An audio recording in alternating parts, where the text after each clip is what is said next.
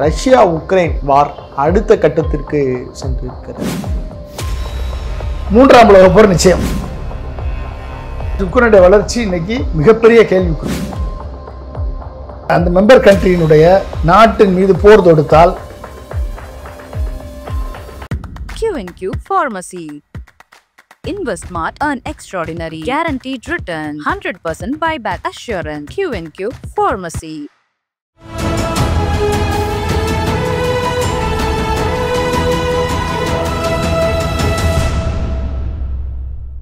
தமிழ் நிறம் நேயர்களுக்கு அன்பு வணக்கம். மீண்டும் உங்களை சந்திப்பதில் மிகுந்த மகிழ்ச்சி. இன்றைக்கு நம்முடைய பொன்ராஜ் சார் அவர்கள் இணைந்திருக்கிறார். வாருங்கள், நீங்கள் சார்ட்ட பேசலாம். வணக்கம் சார். வணக்கம் சார். நம்ம தொடர்ந்து உலக அரசியல் சார்ந்து நிறைய நகர்வுகளை பேசிகிட்டு இருக்கோம். அதில் குறிப்பாக சார் இந்த ரஷ்யா உக்ரைன் வார் அடுத்த கட்டத்திற்கு சென்றிருக்கிறது.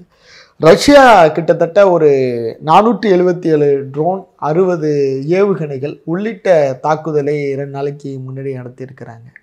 இதை எப்படி புரிஞ்சுக்கிட்டு சார்? உக்ரைனுடைய ட்ரோன் தாக்குதலுக்கு எதிர் தாக்குதல் ரஷ்யா நடத்திட்டு இருக்கு.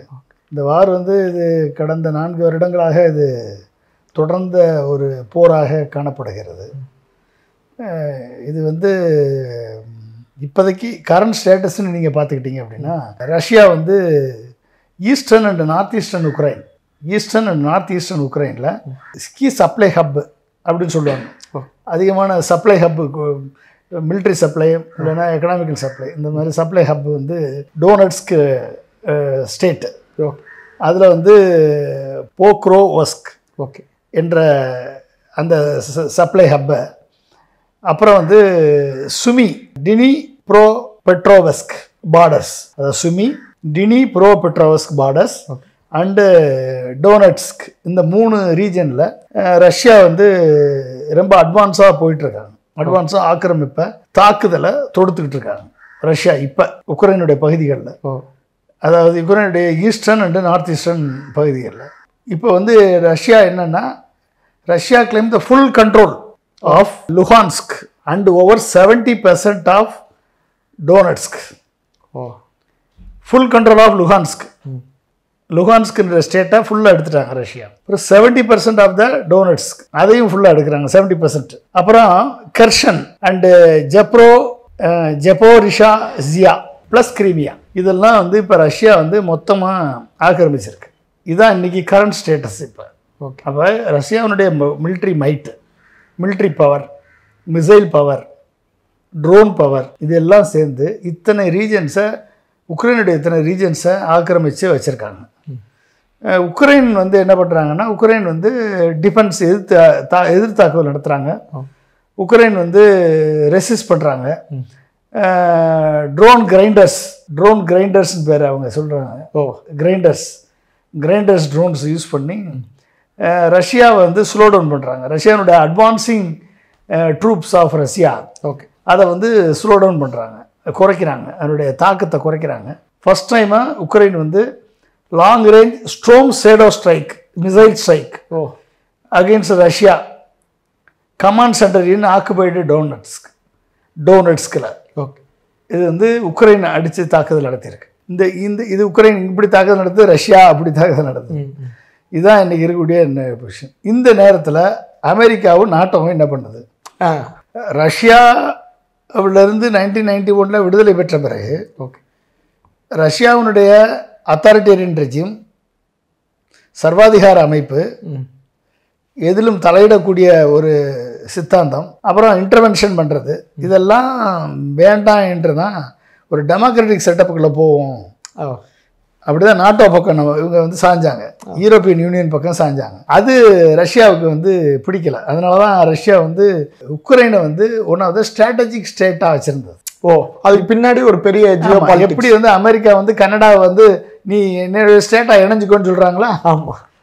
கனடா என்னடா சொல்கிறாங்க, நீ தனி நாடாக இருக்காத, ட்ரம்ப் சொல்கிறாரா இல்லையா? ஒரு மாகாணமாக வந்தீங்கன்னா உனக்கு ரொம்ப பெனிஃபிட் கிடைக்கும் அப்படின்னு சொல்கிறாரா இல்லையா? அது மாதிரி ரஷ்யாவுக்கு உக்ரைன் ஒரு வெரி இம்பார்ட்டன்ட் ஸ்ட்ராட்டஜிக் லொக்கேஷன். ரஷ்யாவுக்கு சி ரூட் ஆக்சஸே பிளாக் சி மூலமாக தான் போகணும். பிளாக் சி உக்ரைன் வழியாக தான் போக முடியும், இல்லைன்னா போக முடியாது. ஓகே. அப்போ ரஷ்யா உக்ரைனை விட முடியாது. இப்போ ஸ்ட்ராட்டஜிக்காகவே ரஷ்யா உக்ரைனை ஒன் ஆஃப் த மாநிலமாக தான் அதை கன்சிடர் பண்ணுது. ஆனால் உக்ரைன் வந்து தனிப்பட்டு தனி நாடாக அவங்க இண்டிபெண்டன்ஸ் யுஎஸ்எஸ்ஆர்லேருந்து பிரிஞ்சு வந்த பிறகு ஒரு தனி நாடாக அவர்கள் ஆக வேண்டும். தனி பேச்சுரிமை, எழுத்துரிமை, ஃப்ரீடம் ஆஃப் ப்ரெஸ்ஸு, டெமோக்ரஸி இதெல்லாம் வரணுன்றது அங்கே இருக்கக்கூடிய மக்களது விருப்பம். அதனால தான் அவங்க நேட்டோ பக்கம் போகிறாங்க. நேட்டோ பக்கம் போனால் ரஷ்யாவுக்கு ஆபத்து. இப்போ நாட்டோ வந்து உக்ரைனை ஒரு பாயிண்ட்டாக வச்சு ஒட்டுமொத்த ரஷ்யாவுக்கும் வர்றதுக்கு, ஆக்கிரமித்து வர்றதுக்கு ஒரு வாய்ப்பாக அமைந்து விடும் என்று நாட்டோ பக்கம் ஏற்படக்கூடிய சார்பு நிலையை தடுக்க வேண்டும் என்பதுதான் ரஷ்யாவுடைய நிலைப்பாடு.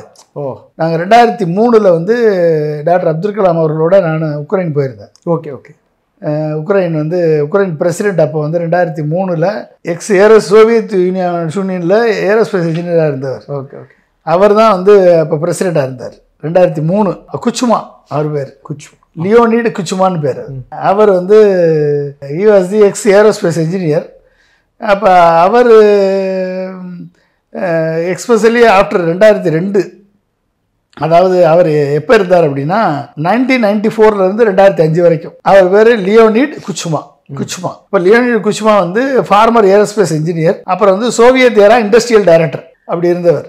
அவர் தான் 3 நாட்கள் எங்கள் டாக்டர் கலாம் அவர்களது விசிட் உக்ரைன் ஃபுல்லாக, உக்ரைனுடைய ஏரோஸ்பேஸு, உக்ரைனுடைய டிஃபென்ஸு, உக்ரைனுடைய இன்ஸ்டிடியூஷன்ஸு, யூனிவர்சிட்டிஸு எல்லாம் அட்ரஸ் பண்ணிட்டு கூடயே வந்தார். அப்துல் கலாம் கூடயே வந்தார். கூடயே வந்து பேங்க்வெட் பார்ட்டி நடந்தது அன்றைக்கி ஃபைனலாக. அப்போ வந்து அப்துல் கலாம் அவர்கிட்ட பெர்மிஷன் வாங்கி அப்துல் கலாம் காலை தொட்டு கும்பிட்டார் உக்ரைனுடைய பிரசிடென்ட்.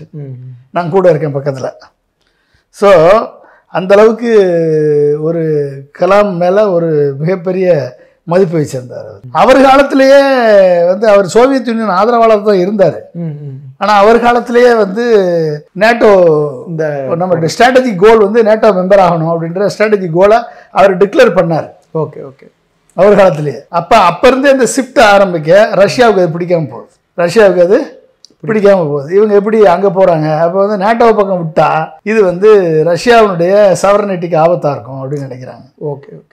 ஆக்சுவலாக வந்து இண்டிபெண்டன்ஸ் வரும்பொழுது நியூக்ளியர் நான் ப்ரொலிபரேஷன் ட்ரீட்டி வந்து நியூக்ளியர் டிஸ்ஆர்மமெண்ட் ப்ரோக்ராம் வரும்பொழுது அமெரிக்காவும் ரஷ்யாவும் கிட்டத்தட்ட 20,000-30,000க்கு மேலே நியூக்ளியர் வார்ஹெட்ஸ் வச்சுருந்தாங்க, நியூக்ளியர் ஆர்சனல்ஸ் வச்சுருந்தாங்க, அணு ஆயுதங்கள். அமெரிக்காவும் ரஷ்யாவும் நாங்கள் 10,000 அணு ஆயுதத்தை குறைக்கிறேன், நீ 10,000 அணு ஆயுதத்தை குறை அப்படின்னு சொல்லி இவர்கள் சைன் பண்ணாங்க. அப்போ அமெரிக்காவும் ரஷ்யாவும் உக்ரைன்கிட்ட சொல்லி, உக்ரைன் 3வது இடத்துல இருந்துச்சு. 3வது அணுசக்தி வல்லமை பெற்ற நாடு உக்ரைன். உலகத்திலேயே கிட்டத்தட்ட 3000 nuclear arsenals and stockpiles வச்சுருந்தாங்க, நியூக்ளியர் வார்ஹெட்ஸ் வச்சுருந்தாங்க. அப்போ அப்படிப்பட்ட நாடு நியூக்ளியர் டிஸ்ஆர்மமெண்ட் ப்ரோக்ராமில் நீங்கள் சைன் போடுங்க. சைன் போட்டிங்கன்னா we will ensure your territorial integrity. உங்கள் டெரிட்டோரியல் இன்டெகிரிட்டிக்கு எந்த விதமான ஆபத்தும் எந்த நாட்டாலும் வராது. ரஷ்யாவாலும் வராது, அமெரிக்காவாலும் வராது, வேறு எந்த நாட்டாலும் வராது. இதுக்கு நாங்கள் உத்தரவாதம் கொடுக்குறோம், கேரண்டி கொடுக்குறோம். நாங்கள் யார்? அமெரிக்காவும் ரஷ்யாவும். 2வது சவரனிட்டி, உங்கள் நாட்டுடைய இறையாண்மைக்கு எந்த விதமான ஆபத்தையும் வராது, இதற்கும் நாங்கள் கேரண்டி கொடுக்குறோன்னு இவங்க 2 பேரும் சொன்னாங்க. இதெல்லாம் நம்பி சைன் பண்ணி நியூக்ளியர் டிஸ்ஆர்மமெண்ட்டில் ரஷ்யாட்ட கொடுத்து எல்லாத்தையும் நியூக்ளியர் டிஸ்ஆர்ம் பண்ணிட்டாங்க. யார்? உக்ரைன். இன்றைக்கி அதுதான் இன்றைக்கி அடி வாங்குறான். இவ்வளோ பெரிய. ஆமாம், இன்றைக்கி நியூக்ளியர் பவர், ரஷ்யா வந்து nuclear power, major nuclear power. உங்கள்கிட்ட 0 நியூக்ளியர் வெப்பன்ஸ் இருக்குது. இப்போ புகுந்து அடிக்கிறாங்க. பாதி இத்தனை ஏரியாவை கிரீமியாவை ஆக்கிரமிப்பு பண்ணிட்டாங்க, டான்ஸ்க்கு ஆக்கிரமிப்பு பண்ணியாச்சு, 70% ஆஃப் த டான்ஸ்க்கு ஆக்கிரமிப்பு பண்ணியாச்சு. இப்படி இத்தனை ஸ்டேட்டை ஆக்கிரமிப்பு பண்ணிட்டாங்க, பிளாக் சி ஆக்கிரமிப்பு பண்ணிட்டாங்க. இத்தனையும் வந்து நியூக்ளியர் வெப்பன் ஸ்டேட்டாக இருந்துச்சுன்னா இதெல்லாம் நடக்குமா? நடக்காது. அப்போ ஸ்ட்ரென்த் ரெஸ்பெக்ட் ஸ்ட்ரென்த்னு அப்துல் கலாம் சொல்லுவார். வல்லமை ஒன்றுதான், வலிமை ஒன்றுதான் வலிமையை மதிக்கும். நேதாஜி சுபாஷ் சந்திர போஸ் சொன்ன give me your blood I will give இண்டிபெண்டன்ஸ்னு சொன்னார். ஒரு பவர்ஃபுல் இராணுவம் தான் நாட்டை பாதுகாக்க முடியும்னு சொன்னார்.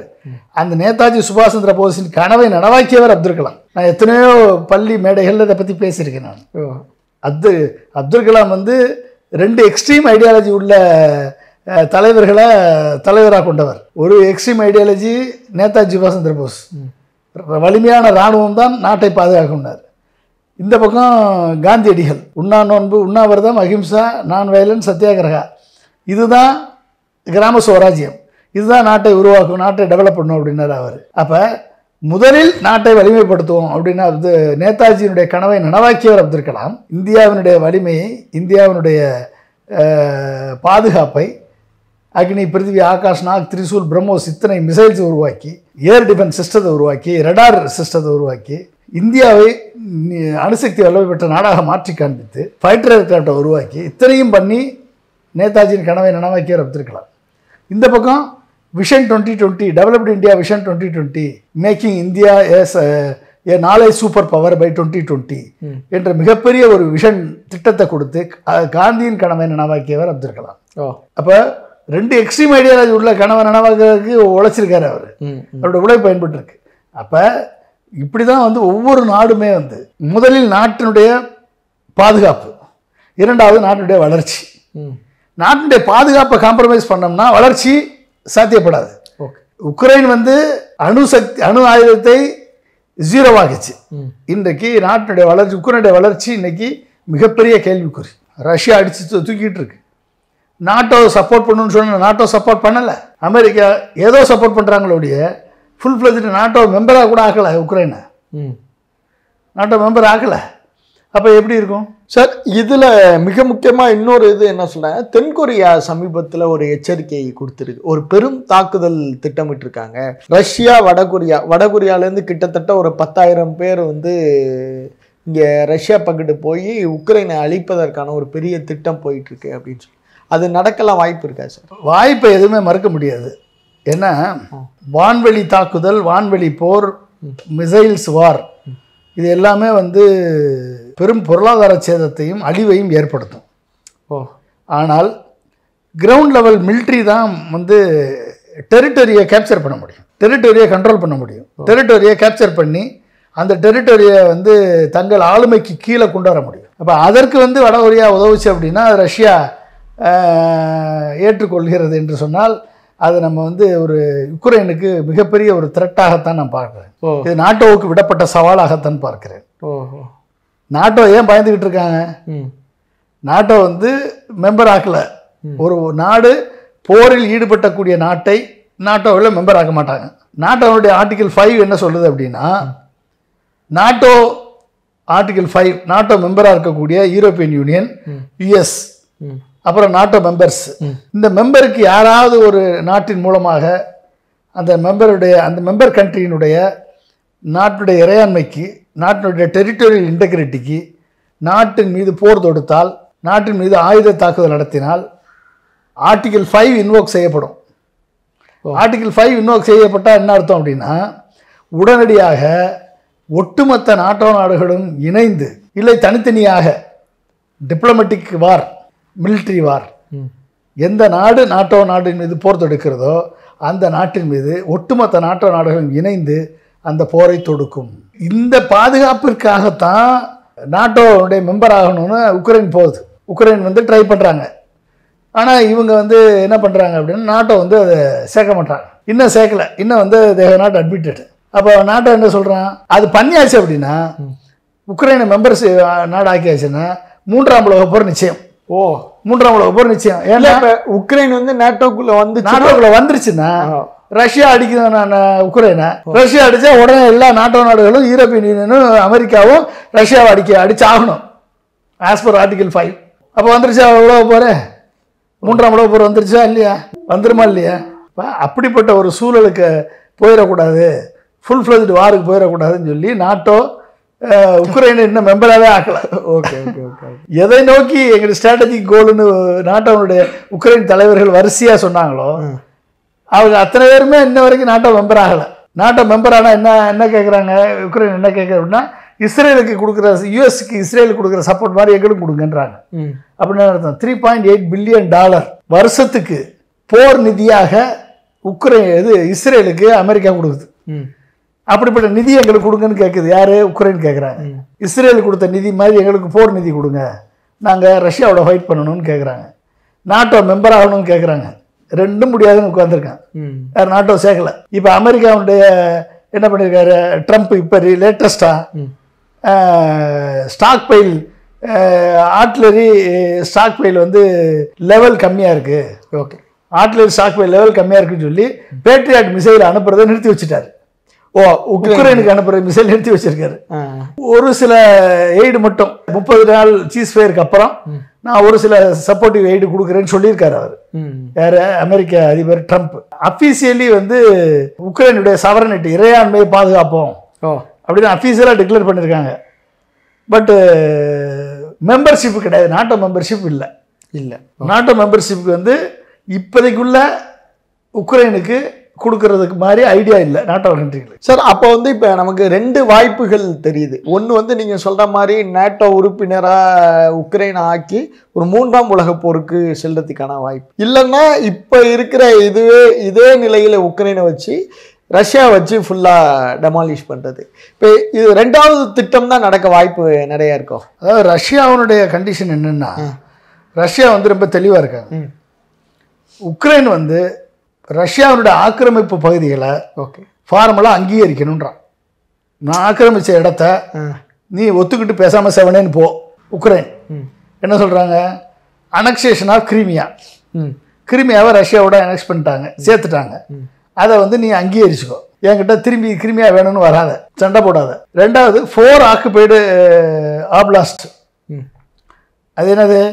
டானட்ஸ்க், லுஹான்ஸ்க், ஹெர்சன் அண்டு ஜெப்ரோரிஷியா. இந்த 4 ப்ரொவின்ஸை அனெக்ஸ் பண்ணதை விட்டுட்டு போயிருன்றான் ரஷ்யா. ஓகே, இதுதான் ரஷ்யாவுடைய ஸ்டாண்டு. விட்டுட்டு போயிட்டீங்கன்னா சீஸ் ஃபயர் உண்டு, உன் மேலே போர் தொடுக்க மாட்டேன், இல்லைன்னா போர் தொடுப்பேன். உக்ரைன் வந்து அது மட்டும் இல்லை, நாட்டோவுக்கு போய் ஜாயின் பண்ணுறேன் அதை பண்ணுறேன்ற வேலையாக வச்சுக்கிறக்கூடாது, இந்த ஆஸ்பிரேஷன்லாம் வச்சுக்கிறாது. நாட்டோ ஜாயின் பண்ணக்கூடாது. நீ நாட்டோ ஜாயின் பண்ண அப்படின்னா நீ வந்து நாட்டோ பக்கமும் சாய வேணாம், ரஷ்யா பக்கமும் சாய வேணாம், நியூட்ரலிட்டியை மெயின்டைன் பண்ணுன்றான் ரஷ்யா. நீ நியூட்ரலாக இரு. இது ரஷ்யானுடைய ஸ்டாண்டு. அது தாண்டி இந்த போரை நிறுத்தணும் அப்படின்னா வெஸ்ட் ரஷ்யா மேலே விதித்திருந்த சாங்ஷன்ஸை, டெக்னாலஜிக்கல் சாங்ஷன் அண்ட் எக்கனாமிக்கல் சாங்ஷன்ஸை லிஃப்ட் பண்ணு.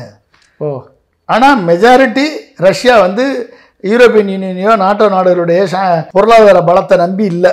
ஓகே, இவர்கள் டெக்னாலஜி சாங்ஷன் விதித்தாலும் பொருளாதார தடை விதித்தாலும் ரஷ்யா அதை நம்பி இல்லை. The dependence on NATO and European Union or US for Russia is negligible.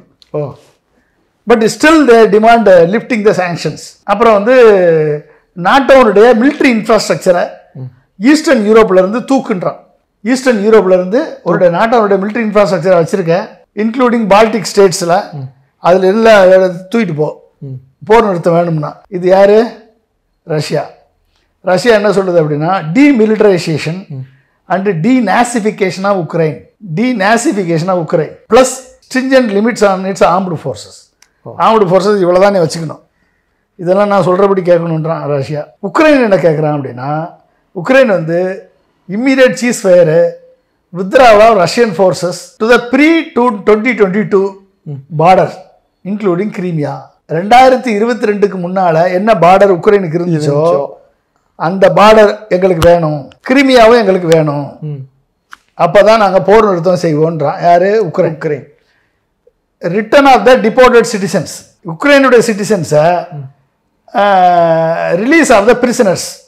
Return of the deported citizens யார்? அவங்க சிட்டிசன்ஸை வந்து டிபோர்ட் பண்ணி அனுப்பியிருக்காங்களா, அவங்க திரும்பி வருவதற்கு வழிவகை செய்யணும். அடுத்து வந்து restoration of energy and food infrastructure. Energy food இன்ஃப்ராஸ்ட்ரக்சரை அழிச்சிருக்காங்க, அது வந்து ரீஸ்டோர் பண்ணணும். அப்புறம் security guarantee from NATO or a dedicated coalition before any status changes. இப்போ செக்யூரிட்டி கேரண்டி கேட்குறாங்க. இதெல்லாம் வந்து வார் கிரைம் அக்கௌண்டபிலிட்டி, போரினால் நடத்தப்பட்ட குற்றங்களுக்கு அக்கௌண்டபிலிட்டி வேணும். மல்டிலேட்ரல் பீஸ் ஃப்ரேம் ஒர்க் வேணும் with Ukraine at the table. Nothing about Ukraine without Ukraine. இதெல்லாம் வந்து உக்ரைனுடைய டிமாண்டு. ஸோ இவங்க மெயினாக வந்து ரஷ்யாவுடைய மெயின் டிமாண்ட் என்னன்றதை பார்த்தீங்க, உக்ரைனுடைய மெயின் டிமாண்ட் என்னன்னு பார்த்தீங்க. இதை என்ஷூர் பண்ணுறது யார்? இந்த பீஸ் டாக்ஸை வந்து கொண்டாடுறது யார்? அப்போ எதுக்கு ரஷ்யா இதை வந்து இந்த இந்த உக்ரைனுடைய பகுதிகளை ஆக்கிரமிச்சிருக்கு? ஓகே, இது முக்கியமாக பார்க்கணும்ல. அதாவது டெரிட்டோரியல் பஃபர், ரஷ்யாவுக்கு வந்து டெரிட்டோரியல் பஃபர் வேணும். Control over Crimea, Donetsk, Kherson and creates depth against NATO. அப்போ நாட்டோவுக்கு உள்ளே வர்றதுக்கு முன்னால் இந்த ஏரியாவெல்லாம் ரஷ்யாவுடைய கண்ட்ரோலில் இருந்தால் தான் நாட்டோ இதை தாண்டி ரஷ்யாவுக்கிட்ட வர முடியாது. ஓகே. இப்போ அதுக்குரிய டெரிட்டோரியல் வேணும்னு ரஷ்யா நினைக்குது. அப்புறம் அது மட்டும் இல்லாமல் ஒட்டுமொத்த பிளாக் சீனுடைய கண்ட்ரோல், பிளாக் சி கோஸ்ட், அதனுடைய கண்ட்ரோல் ரஷ்யாவுக்கு வேணும். அப்போ தான் அதனுடைய பொருளாதாரம், அதனுடைய கப்பல் வழி போக்குவரத்து, ஏற்றுமதி இறக்குமதியெல்லாம் நடக்கும். இதுக்காகத்தான் ரஷ்யா வந்து உக்ரைனுடைய பகுதிகளை 4 பகுதிகளை ஆக்கிரமிச்சு வச்சிருக்கு. சரி, இது மட்டுமா அப்படின்னு பார்த்தீங்கன்னா உக்ரைனில் இருக்கக்கூடிய பொருள் எக்கனாமிக் அண்ட் ரிசோர்ஸ் இன்ட்ரெஸ்ட் என்ன அப்படின்னு நீங்கள் பார்த்தீங்க அப்படின்னா, access to grain routes, grains, food grains, அதனுடைய ரூட்டு ஆக்சஸ் வேணும்னா இந்த இந்த இடங்களை ஆக்கிரமிச்சு ஆகணும். Lithium, rare earth minerals, energy infrastructure, இதெல்லாம் lithium, rare earth minerals, metals எல்லாமே வந்து உக்ரைனில் இருக்குது. இதனுடைய ஆக்சஸ் வேணும். இதற்காகத்தான் ரஷ்யா உக்ரைனுடைய பகுதியில் ஆக்கிரமிச்சிருக்கு. உக்ரைன் போராடிக்கிட்டு இருக்கு. அப்போ இந்த இந்த தீர்வு என்ன இருக்குது? டீநேஷனலைசேஷன் தாண்டி டீநேஷனலைசேஷன் அப்படின்னா அது long term goal to erode Ukrainian national identity. ஒரு நேஷனல் ஐடென்டிட்டியை, ஒரு தேசிய அடையாளத்தை அழிக்கணும் அப்படின்னா ரஷ்யன் கவர்னன்ஸை கொண்டாடணும், ரஷ்யன் லாங்குவேஜை கொண்டாடணும், பாஸ்போர்ட்டை திணிக்கணும், அப்புறம் எதிர்ப்புகளை ஒடுக்கணும். இது எல்லாம் வந்து ரஷ்யாவினுடைய லாங்குவேஜ். இதில் வந்து they want Russian language to be the supreme. நம்ம ஊரில் இந்திய திணிக்கிறாங்கல்ல, அது மாதிரி. ஓகே. அப்போ ஜியோ பொலிட்டிக்கல் லீவரேஜ் என்ன? Holding territory in Ukraine gives Russia bargaining power to challenge NATO. இப்போ நாட்டோ நாடுகளை, ஒட்டுமொத்த நாட்டோ நாடுகளையும் எதிர்த்து நின்று சேலஞ்ச் பண்ணக்கூடிய பார்கெனிங் பவர் வந்து இந்த உக்ரைனுடைய பகுதிகளை பிடிச்சாதான் ரஷ்யாவுக்கு கிடைக்குதுன்னு ரஷ்யா நம்புது. ஓகே. வெஸ்டர்ன் யூனிட்டியை அண்டர்மைன் பண்ணணும். அப்போ ஈஸ்ட்வேர்டு எக்ஸ்பான்ஷனை குறைக்கணும். கிழக்கு பகுதியில் நாட்டோனுடைய, யூரோப்பியன் யூனியனுடைய எக்ஸ்பான்ஷனை தடுத்து நிறுத்துவதற்கு இது வேணும் என்று நம்புது. அதனால தான் இந்த பிரச்சனை நடக்குது. கண்டிப்பாக சார், அது உலக புரிதல் குறித்து நம்ம நேயர்களுக்கு மிக சிறப்பாக விளக்குனீங்க. உங்களுடைய இந்த நேரத்திற்கும் வாய்ப்பிற்கும் நெஞ்சம் நன்றி, மிக்க நன்றி. Q&Q Pharmacy. Services available: medicine, optical, diagnostics, audiology. Q&Q Pharmacy.